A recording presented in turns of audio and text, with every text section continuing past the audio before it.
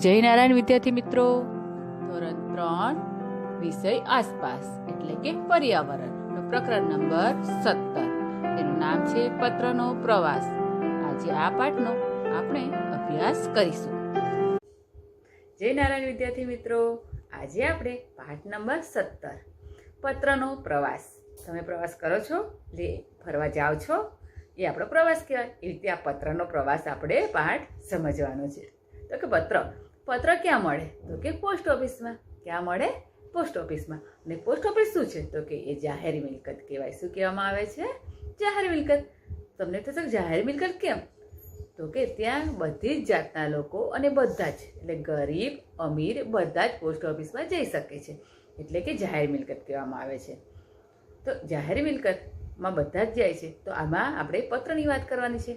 તો પોસ્ટ ઓફિસમાં શું શું હોય છે? તો કે પોસ્ટ ઓફિસમાં પત્ર મળે છે આપણને, પછી ટપાલની ટિકિટો મળે છે, પરબીડિયા મળે છે, પછી એમાં મની ઓર્ડર થાય છે, પછી આંતરદેશીય પત્ર મળે છે, પોસ્ટકાર્ડ મળે છે. એ બધું જ આપણને પોસ્ટ ઓફિસમાં મળતું હોય છે. હવે પોસ્ટ ઓફિસમાં આપણે પત્ર તો લખી દીધો, પછી ટપાલના ડબ્બામાં નાખી દીધો, પછી એની જાતે જતો રહે છે બીજાના ઘરે આપણે જે સરનામા લખ્યું તે? ના, એવી રીતે નથી જતો. આપણે ડબ્બામાં નાખીએ છીએ. એનો ડબ્બો કેવો હોય છે પોસ્ટ ઓફિસનો? તો કે લાલ રંગનો હોય છે. એ ડબ્બામાં નાખીએ છીએ, પછી બીજા દિવસે કાં તો સાંજે જે ટપાલી હોય છે, જ્યાં પોસ્ટ ઓફિસના જે માણસ હોય છે, તે બધી ટપાલો કાઢી લઈ જાય છે, પોસ્ટ ઓફિસમાં લઈ જાય છે. પછી પોસ્ટ ઓફિસમાં લઈ જાય છે તો તેના ઉપર સ્ટેમ્પ લગાવવામાં આવે છે. દાખલા તરીકે આપણે વડોદરામાં પત્ર લખ્યો તો વડોદરાનો સિક્કો મારવામાં આવે છે. એટલે એ બધા પત્ર પર સિક્કો મારે છે. ત્યારબાદ શું કરે છે? તો ત્યારબાદ બધા વડોદરાના અલગ, અમદાવાદના અલગ, પછી ગાંધીનગરના અલગ, એવી રીતે બધા જ પત્રોને જુદા પાડવામાં આવે છે. ત્યારબાદ એ જુદા જુદા થેલામાં પેક કરવામાં આવે છે. અને પછી જે પોસ્ટ ઓફિસની વાન હોય છે, એટલે કે એની લાલ રંગની ગાડી હોય છે, એ ગાડીમાં મૂકી અને એને રેલવે સ્ટેશન લઈ જવામાં આવે છે.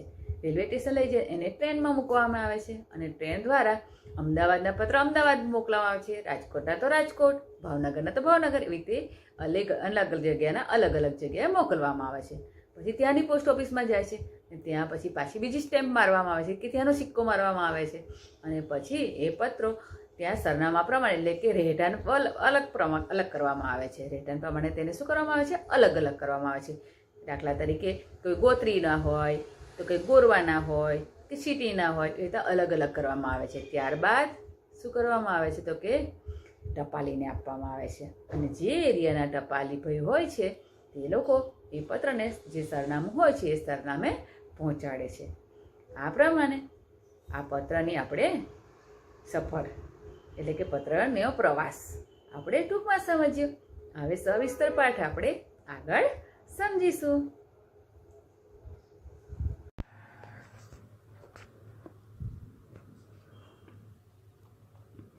જુઓ વિદ્યાર્થી મિત્રો, પાઠ નંબર 17, તેનું નામ છે પત્રનો પ્રવાસ. જો અહીંયા એક ટપાલ આપેલી છે. આ ટપાલ કોને લખેલી છે? તો કે સલમાનનું નામ લખેલું છે. તો સલમાનને ટપાલ લખી છે. બ્લોક નંબર સી, ઘર નંબર 15, દરિયાપુર, અમદાવાદ. આ એનું એડ્રેસ છે. હવે શું લખ્યું છે ટપાલમાં? જુઓ, સલમાન, તું કહે કેમ છે તું? અમે બધા મિત્રો તને ખૂબ જ યાદ કરીએ છીએ. આશા રાખીએ કે રજાઓમાં તું વડોદરા આવીશ. બધા વડીલોને નમન. લિખિતન સામીરા. સામીરાએ સલમાનને પત્ર લખ્યો છે. ને સલમાનનું એટલા માટે એડ્રેસ લખવામાં આવ્યું છે અહીંયા. એટલે જેને આપણે પત્ર લખીએ તેનું આપણે અહીંયા સરનામું લખવું પડતું હોય છે. હવે જુઓ, આગળ જોઈએ. પત્ર બોલે છે, જો કે હું પત્ર છું. મને સામીરાએ તેના મિત્ર સલમાનને પેન વડે લખ્યો છે. મને પેટીમાં મૂકવામાં આવ્યો.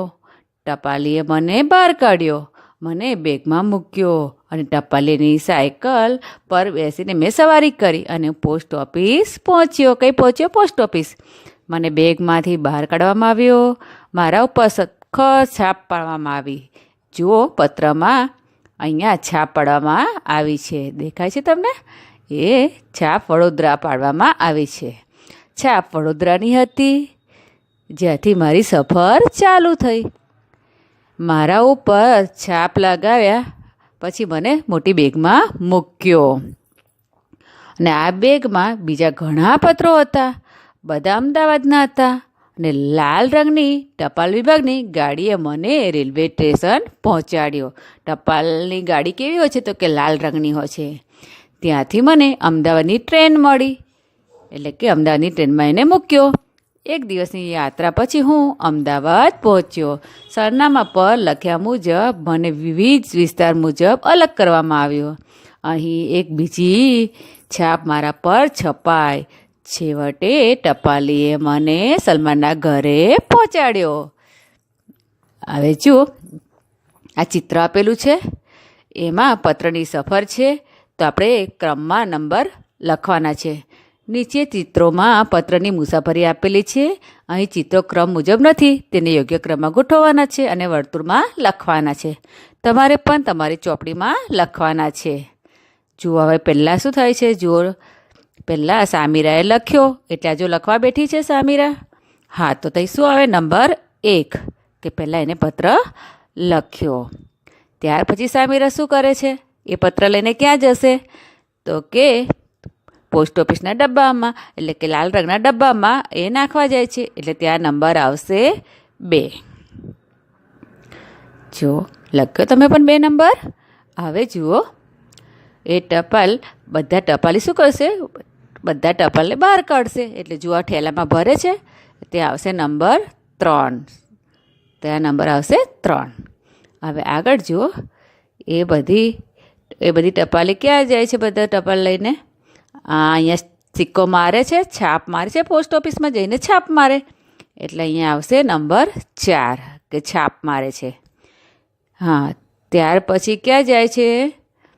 કે સીધી ક્યાં જશે? અમદાવાદ. કઈ પહોંચે છે? અમદાવાદ.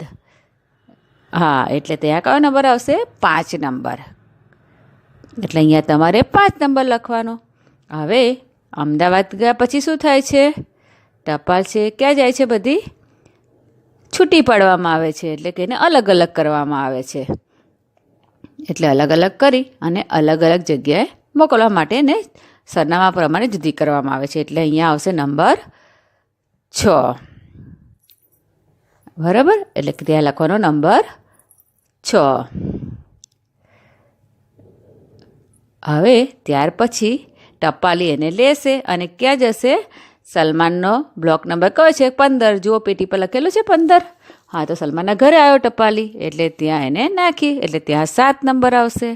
ત્યાર પછી સલમાનના હાથમાં આવશે, એટલે સલમાન વાંચે છે જુઓ, એટલે ત્યાં લખવાનો નંબર 8. આ રીતે પત્રની મુસાફરી થઈ એ આપણે ચિત્ર દ્વારા જોયું. અને આ પ્રમાણે તમારી ચોપડીમાં પણ તમે નંબર લખી દેશો. સામીરાએ સલમાનને પત્ર લખ્યો. વર્ગમાં તમારા મિત્રને પત્ર લખો, અને તમારા મિત્રનું નામ લખવું ભૂલશો નહીં. દરેકે પત્ર લખ્યો, પરંતુ તે આપને ક્યાં પોસ્ટ કરવો? વર્ગ માટે ટપાલ પેટી બનાવો. એક ખાલી ખોખું લેવાનું, તેને લાલ રંગ કરવાનો, અથવા કે લાલ રંગનો કાગળ ચોંટાડી દેવાનો, અને ખોખાના કવર ઉપર કાતરની મદદથી કાપો. અને પછી શું કરવાનું છે? પત્ર નાખી શકાય તેટલો કાપવાનો એ બોક્સનો ભાગ. બરાબર? એટલે ટપાલ પેટી તૈયાર. કે હવે ટપાલ પેટી તૈયાર થઈ ગઈ. તમારો પત્ર ટપાલ પેટીમાં નાખો. તમારા મિત્રએ તમને લખેલા પત્રની રાહ જુઓ. એક બાળકને શું બનાવવાનું છે? કે ટપાલી બનાવવાનો છે. અને તે ટપાલ પેટીમાંથી બધા પત્રો શું કરશે? કાઢશે અને બધા બાળકોને વેચશે. શું તમે તમારા મિત્રના પત્રને વાંચી મજા માણી? જેવી રીતે તમે તમારા મિત્રને પત્ર લખ્યો, તેવી જ રીતે તમારા મિત્રો અને સગા સંબંધીઓને પણ તમને પત્રો લખ્યા જ હશે. અને થોડા પત્રો ઘરેથી લઈ આવો અને જુઓ કેટલા અલગ પ્રકારના પત્રો છે. એટલે કે પત્રો પણ જુદા જુદા હોય છે. હવે કે આ પત્રોમાં તમે શું અલગ જોયું? એટલે કે દરેક પત્ર હતા તેમાં શું જોયું? કયા કયા પત્ર પર ટિકિટ છે? શું બધી ટિકિટ એક સરખી છે? શું અલગ છે? શું તમે પોસ્ટ ઓફિસનો સિક્કો જોયો? કયા કયા પત્રો પર ટિકિટ છે એ બધું તમારે જોવાનું છે ને આ બધું તમારે ક્લાસમાં ચર્ચા કરવાની છે. જુદા જુદા પ્રકારની છાપ એટલે કે ટપાલની ટિકિટ સંગ્રહ કરીને નીચે લગાવો. એટલે તમારા ઘરે જે પત્રો આવ્યા હોય તેની ટિકિટો ઉખેડીને તમારે અહીંયા તમારી ચોપડીમાં લગાવી દેવાની છે. અહીંયા અલગ અલગ ખાનામાં અલગ અલગ ટિકિટો લગાવવાની. પોસ્ટ ઓફિસમાંથી મળતી હોય તેવી વસ્તુઓને ઓળખો અને તેનું નામ લખો. જો પહેલું શું છે? પોસ્ટકાર્ડ છે, પછી આંતરદેશી પત્ર છે, આ કવર છે, આ શું છે? ટિકિટ છે, પછી આને રેવન્યુ સ્ટેમ્પ કહેવાય. શું કહેવામાં આવે છે? કે રેવન્યુ સ્ટેમ્પ કહેવાય. અને આ બાજુ જો છેલ્લા સોનાના સિક્કા અને સોનાના બિસ્કિટ છે. આ રીતનું બધું પોસ્ટ ઓફિસમાં મળતું હોય છે. નીચે આપેલા પોસ્ટકાર્ડમાં તમારું પૂરું સરનામું લખો. અહીંયા તમારા ઘરનું સરનામું મમ્મીને પૂછીને લખવાનું છે તમારે. બરાબર છે? આપણે આગળ જોયું ને સલમાનનું, એ રીતે તમારે અહીંયા તમારું સરનામું લખવાનું છે. હવે જો વિચારો અને લખો. સામીરાનો પત્ર વડોદરા ટ્રેન દ્વારા પહોંચ્યો. જ્યારે ટ્રેન ન હતી ત્યારે પત્રો કેવી રીતે પહોંચતા હશે? ચર્ચા કરો. પોસ્ટ ઓફિસમાં શું શું જોવા મળે છે? તો કે પોસ્ટ ઓફિસમાં છે આપણને પૈસા જમા કરાવાય માટે ક્લાર્ક હોય છે, કોમ્પ્યુટર હોય છે. પછી આ રીતે ટપાલો લેવા માટે, ટપાલો આપવા માટે ટપાલી હોય છે, ટિકિટો વેચતા હોય છે. આ બધું ત્યાં જોવા મળે છે. શું પોસ્ટ કાર્ડ લખીને વિદેશમાં સંદેશ પહોંચાડી શકાય? તો કે હા, પોસ્ટકાર્ડ લખીને વિદેશમાં પહોંચાડી શકાય, પણ એને કુરિયરને એવું કરવું પડતું હોય છે. પોસ્ટ ઓફિસમાં બીજા કયા કયા કામ થાય છે? તો કે પોસ્ટ ઓફિસમાં બેંક જેવી કામગીરી પણ થાય છે. ત્યાં સોનાનું વેચાણ પણ થાય છે. ઉપરાંત બચત યોજના પણ ત્યાં ચાલે છે. બરાબર છે? આ રીતે અલગ અલગ કામ થતા હોય છે. પોસ્ટ ઓફિસની મુલાકાત. નજીકની પોસ્ટ ઓફિસની મુલાકાત લો. ત્યાં પત્રો કેવી રીતે આવે છે અને ત્યાંથી કેવી રીતે જાય છે તે નિહાળો એટલે કે જુઓ. બીજું ત્યાં શું કયું કામ થાય છે એ પણ તમારે જોવાનું છે. હવે જો રીના અને રાધા પત્ર વિશે શું વાતચીત કરી રહી છે? તમને ખબર છે? આજે અમે વર્ગમાં પત્રની મુસાફરી વિશે ભણ્યા. મારે નાનીને પત્ર લખવો છે. તું પત્ર લખી શકે? હું ફોન કરવા જાઉં છું. જો સાથે આવવું હોય તો તું આવી શકે છે. રીના અને રાધા ગામમાં આવેલી એક દુકાને ફોન કરવા ગયા. રાધાએ નંબર લગાવ્યો. બંને તેની દાદી સાથે વાત કરી. તેઓ દુકાનદારને પૈસા આપ્યા અને ખૂબ જ આનંદ સાથે ઘરે પાછા આવ્યા. વિચારોને લખો. તમે બધાને ટેલિફોન કે મોબાઈલ ક્યાં ક્યાં જોયો છે? તો દુકાન પર, ઘરમાં, પોસ્ટ ઓફિસમાં, ઓફિસોમાં આપણે જોયો હોય છે. તો તમારે એ પ્રમાણે લખવાનું છે. ટેલિફોન કે મોબાઈલ પર તમે કોની કોની સાથે વાત કરો છો? તો કે તમે કોના સાથે? બા સાથે વાત કરો, તમારા મમ્મી સાથે વાત કરો, પપ્પા સાથે વાત કરો. તો તમારે એ અહીંયા લખવાનું છે. સારા અક્ષરે તમારે આ લખવાનું છે. તમને પત્ર લખો અથવા ફોન કરો બંનેમાંથી શું પસંદ છે? કેમ? કારણ કે પત્ર લખવા કરતાં ફોનમાં ઝડપથી વાત થઈ જાય છે, તરત વાત થઈ જાય છે. એટલે આપણને ફોન કરવો ગમે છે. બરાબર છે? એટલે આ પ્રમાણે આપણને ફોન વધારે ગમે છે. અહીંયા આપણો આ પાઠ આગળ જુઓ, રંગ પૂરવાના છે. મોબાઈલ અલગ પ્રકારના હોઈ શકે તેમ તમે જોયેલા મોબાઈલના ચિત્ર દોરો. એટલે અહીંયા તમારે આપણા પાઠમાં અહીંયા 3 ચિત્ર દોરવાના છે. તમારો પોતાનો ટેલિફોન બનાવો. ખાલી માચીસના બોક્સ અથવા આઈસ્ક્રીમના કપથી અને દોરો.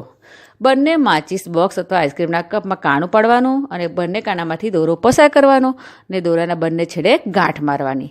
તમારો ફોન તૈયાર. તમારા મિત્રને ટેલિફોનનો એક છેડો તેના કાન નજીક રાખવા કહો અને બીજો છેડો તમારા મોઢા પાસે રાખો. ધ્યાન રાખો દોરો ખેંચાયેલો રહે અને ક્યાંય અડે નહીં અને વાતચીત ચાલુ કરો. આ રીતે તમારે પ્રવૃત્તિ કરવાની છે. હવે જો વિચારો અને લખો. શું સરખું? ટેલિફોન, પત્ર. તો શું સરખું છે ને શું જુદું છે? કારણ કે સરખું તો કે બંનેથી સંદેશો પહોંચાડે છે. જુદું તો કે ટેલિફોનથી તરત જ સંદેશ પહોંચાડી શકાય છે અને પત્રથી તરત સંદેશો પહોંચાડી શકાતો નથી. થોડોક સમય લાગે છે. એટલે આ પ્રમાણે તે જુદું છે. બરાબર છે કે પત્ર મોડો પહોંચે છે અને ટેલિફોનથી તરત વાત થાય છે. જો ટેલિફોન અને પત્રમાં આવો ફેરફાર જોવા મળે છે.